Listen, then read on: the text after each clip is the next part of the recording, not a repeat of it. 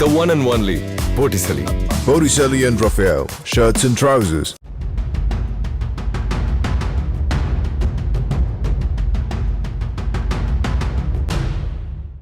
என் தந்தை சங்கி கிடையாது. அப்படி இருந்திருந்தால் இந்த படத்தில் நடித்திருக்க மாட்டார் என லால் சலாம் பட இசை வெளியீட்டு விழாவில் ஐஸ்வர்யா ரஜினிகாந்த் பேசியதுதான் தற்போது தமிழக அரசியல் களத்தில் ஹாட் டாபிக்காக இருக்கிறது. லைகா தயாரிப்பில் ஐஸ்வர்யா ரஜினிகாந்த் இயக்கத்தில் ரஜினிகாந்த் கேமியோ ரோலில் நடிக்கும் லால் சலாம் திரைப்படம் வரும் பிப்ரவரி 9 திரையரங்குகளில் வெளியாகிறது. இதில் விஷ்ணு விஷால், விக்ராந்த், செந்தில், தம்பி ராமையா உள்ளிட்ட முன்னணி நடிகர்கள் நடித்துள்ளனர். இந்த திரைப்படத்திற்கு AR ரஹ்மான் இசையமைத்துள்ளார். கிரிக்கெட்டை மையமாக வைத்து எடுக்கப்பட்டுள்ள இந்த திரைப்படத்தில் இந்து இஸ்லாம் மத நல்லிணக்கம் மைய கருத்தாக பேசப்பட்டுள்ளதாக தகவல் வெளியாகியுள்ளது. இந்நிலையில் லால் சலாம் திரைப்படத்தின் இசை வெளியீட்டு விழா சென்னையில் நடைபெற்றது. இதில் நடிகர் ரஜினிகாந்த், அவரது மகள் ஐஸ்வர்யா மற்றும் அவரது குடும்பத்தினர், நடிகர்கள் விஷ்ணு விஷால், விக்ராந்த், செந்தில், தம்பி ராமையா, நடிகைகள் தன்யா, அனந்திகா சுனில்குமார் உள்ளிட்டோர் பங்கேற்றனர். அதில் கலந்து கொண்டு படத்தின் இயக்குனர் ஐஸ்வர்யா ரஜினிகாந்த் பேசும்போது சில நேரங்களில் சோசியல் மீடியாவில் அப்பாவை பற்றி மீம்ஸ்கள் வரும். அதை பார்க்கும்போது வருத்தமாக இருக்கும். அவரை சங்கி என்று ஒரு சிலர் ட்ரோல் செய்கிறார்கள். சங்கி என்றால் என்னவென்று நண்பர்களிடம் கேட்டேன். அது ஒரு அரசியல் நிலைப்பாட்டை சார்ந்திருப்பவர்களை அப்படி கூறுவார்கள் என்றார்கள். இந்த இடத்தில் தெளிவாக சொல்கிறேன், என் அப்பா சங்கி இல்லை. அப்படி இருந்திருந்தால் லால் சலாம் படத்தில் நடித்திருக்க மாட்டார். இந்த படத்தின் அரசியலை புரிந்து கொண்டுதான் நடிக்க சம்மதித்தார். ஒரு மனிதநேயவாதியால் மட்டுமே இந்த படத்தில் நடிக்க முடியும். இந்த தைரியம் அப்பாவுக்கு மட்டும்தான் இருக்கிறது என்று கூறியுள்ளார். இந்த கருத்து குறித்து பலரும் தங்களது கருத்துக்களை பதிவிட்டு வருகின்றனர். சமீபத்தில் உத்தரப்பிரதேச மாநிலம் அயோத்தியில் நடந்த ராமர் பிராண பிரதிஷ்டை நிகழ்வில் ரஜினி கலந்து கொண்டதற்காக மட்டுமல்ல, கடந்த காலத்தில் அவர் பேசிய ஆன்மீக அரசியல் உள்ளிட்ட பல்வேறு விஷயங்களுக்காக அவர் இந்துத்துவ பாஜக ஆதரவாளராக விமர்சிக்கப்படுகிறார். உதாரணமாக 2018 ஆண்டில் பாஜகவுக்கு எதிராக எதிர்க்கட்சிகள் ஒன்றிணைவது குறித்து ரஜினியிடம் பத்திரிகையாளர்கள் கேட்க, 10 பேர் சேர்ந்து ஒருவரை எதிர்த்தால் யார் பலசாலி, 10 பேரை எதிர்க்கும் ஒருவர் தான் பலசாலி என பேசினார். அப்போ மோடி பலசாலியா என மீண்டும் பத்திரிகையாளர்கள் கேள்வி எழுப்ப 2019 தெரிஞ்சிடும் என பலமாக சிரித்தார். மத்தியில் ஆளும் பாஜகவின் மீது எதிர்க்கட்சிகள் பல விமர்சனங்களை முன்வைத்த வேளையில் பாஜகவுக்கு ஆதரவாக அவர் பேசியதற்கு பலத்த எதிர்ப்பு கிளம்பியது. அதேவேளை கடந்த 2019 ஆண்டு நடிகர் ரஜினிகாந்த் செய்தியாளர்களுக்கு அளித்த பேட்டியில் தன்னை பாஜக உறுப்பினராக காட்ட முயற்சிகள் மேற்கொள்ளப்படுவதாகவும் என் மீது காவி சாயம் பூச முயற்சி நடைபெறுவதாகவும் தெரிவித்தார்.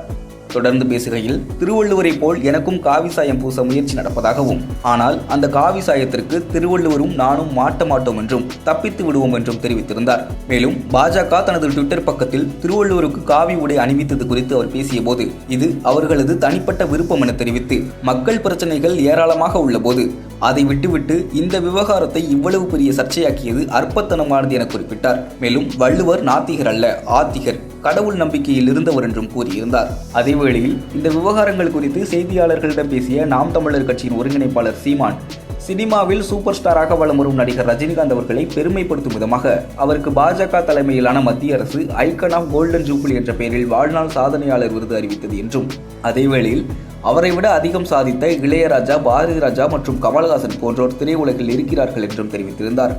தொடர்ந்து பேசிய அவர், ரஜினிக்கு வழங்கியிருப்பதை பார்த்தால் அவர் பாஜகவுக்கு நெருக்கமானவர் என்பதால் அவருக்கு மத்திய அரசு வாழ்நாள் சாதனையாளர் விருது வழங்கியுள்ளது என சீமான் அதிரடியாக கூறினார்.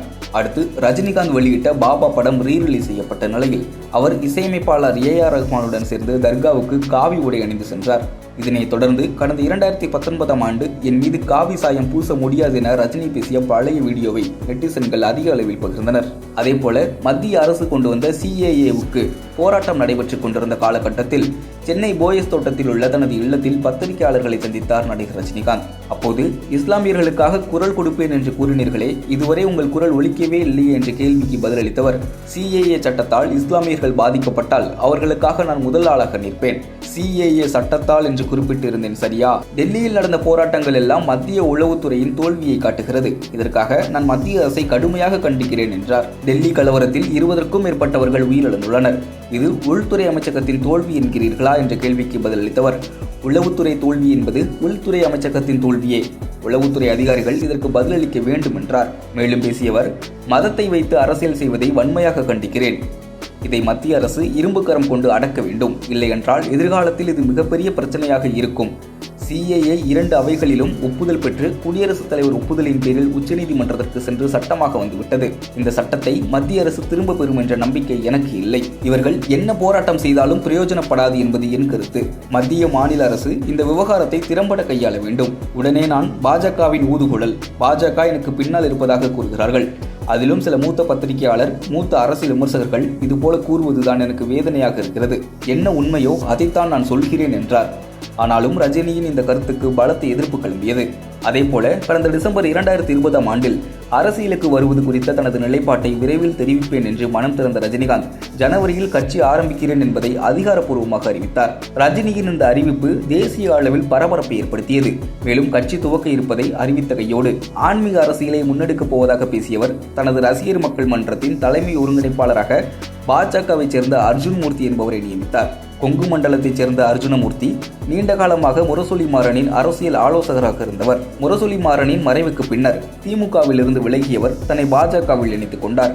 RSS சித்தாந்தத்தின் மீது அதிக பற்று கொண்டவர். முதலில் பாஜகவின் வர்த்தக பிரிவில் பதவி வகித்து வந்தவர் என்பதும் அறியப்பட்டது. அப்போதும் பாஜக பின்புலத்தில் உள்ளவரை நியமித்திருக்கிறார் என்ற விமர்சனங்கள் எழுந்தன. அடுத்ததாக ஜெயிலர் படம் வெளியாக இருந்த நேரத்தில் ஆன்மீக சுற்றுலாவில் இருந்த ரஜினிகாந்த் முதலில் இமயமலைக்கு சென்று அங்கு ஒரு வாரம் தங்கி அங்குள்ள ஆன்மீக தலங்களை தரிசித்தார்.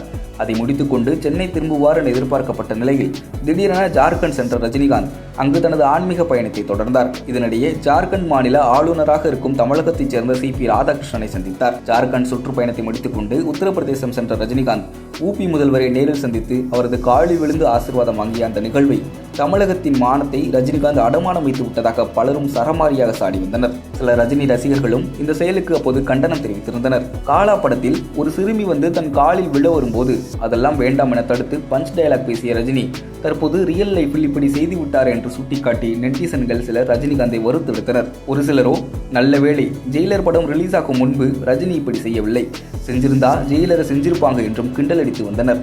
மேலும் இது குறித்து விடுதலை சிறுத்தை கட்சித் தலைவர் திருமாவளவன் பேசும்போது ஊபி முதல்வர் யோகி ஆதித்யநாத் காலில் போய் சூப்பர் ஸ்டார் ரஜினிகாந்த் விழுந்து விட்டு வருகிறார். பூனைக்குட்டி வெளியே வந்து விட்டது. இந்த சம்பவம் எவ்வளவு பெரிய வேதனையாக உள்ளது. தலைவர்களை சந்திப்பது, முதல்வரை சந்திப்பது பிரச்சனை அல்ல. ஆனால் காலடியில் விழுந்து வணங்குவது யாரை? யோகி ஆதித்யநாத்தை உயர்வாக மதிப்பது என்பது ஒருபுறம் இருக்கட்டும், அது உங்களுக்குள்ளே இருக்கும் உறவு. தமிழக மக்கள் உங்களை எவ்வளவு உயர்வாக வைத்திருந்த நிலையில் எப்படிப்பட்ட உறவு உங்களுக்குள் இருப்பது என்பதை ஒரே நிகழ்வில் காட்டிவிட்டீர்கள் என்று சாடினார். இப்படி பலரும் பல விமர்சனங்களை அள்ளி தெளித்த நிலையில் ரஜினியை சங்கி எனவும் குறிப்பிட்டு வந்தார்கள். ஆனால் இதை மறுக்கும் ரஜினி ரசிகர்கள் சிலர் யோகிஜி உத்தரப்பிரதேசத்தின் முதல்வர் மட்டுமல்ல, நாதசைவ சம்பிரதாயத்தை பின்பற்றும் கோரக்நாத் மடத்தின் பீடாதிபதியும் கூட. அவரை கண்டால் நமஸ்கரிக்க வேண்டும் என்பது தர்மம். அதை அப்படியே கடைபிடிக்கிறார் சூப்பர் ஸ்டார் ரஜினி என்று தங்கள் தலைவரை விட்டுக் கொடுக்காமல் பேசி வந்தனர். இப்படி தொடர்ந்த சர்ச்சையான பேச்சுக்கிடையில் ரஜினிகாந்தின் மகள் ஐஸ்வர்யா இயக்கியுள்ள லால் சலாம் படத்தின் ஆடியோ வெளியீட்டு விழா சென்னை தாம்பரத்தில் நடந்தது. இந்த விழாவில் அவர் நீங்கள் சொல்வது போல் சங்கியாக இருந்தால் லால் சலாம் படத்தில் நடித்திருக்க மாட்டார் என்று அவர் பேசினார். தனது மகளின் இந்த பேச்சை கேட்ட ரஜினிகாந்த் உணர்ச்சி வசப்பட்டு கண் கலங்கினார். இந்நிலையில் இன்று செய்தியாளர்களை சந்தித்த நடிகர் ரஜினிகாந்த் சங்கி என்பது கெட்ட வார்த்தை என்று ஐஸ்வர்யா எங்கும் சொல்லவில்லை. அப்பா ஆன்மீகவாதி, அனைத்து மதத்தினையும் விரும்புகிறவர், அவரை ஏன் சங்கி என சொல்கிறார்கள் என்பதே அவரது பார்வை என தெரிவித்துள்ளார். பார்ட்டி வேர்னாலும் ஐ ப்ரிஃபர் போட்டிசலி. எங்க இருந்தாலும் நம்ம ஸ்டாரா தெரியணும் இல்லையா? வெரைட்டியான கலர்ஸ், நியூ டிசைன்ஸ், அதுக்கு மேல star look. The one and only Botticelli. Botticelli and Raphael, shirts and trousers. புதிய தலைமுறை சேனலை யூடியூப்ல சப்ஸ்கிரைப் பண்ணுங்க. புதிய தலைமுறை சோஷியல் மீடியா ஹேண்டில்ஸ் ஃபாலோ பண்ணுங்க. புதிய தலைமுறை ஆப்பை டவுன்லோட் பண்ணுங்க. டிஜிட்டல் தளங்களில் புதிய தலைமுறை எங்கேயும் எப்போதும்.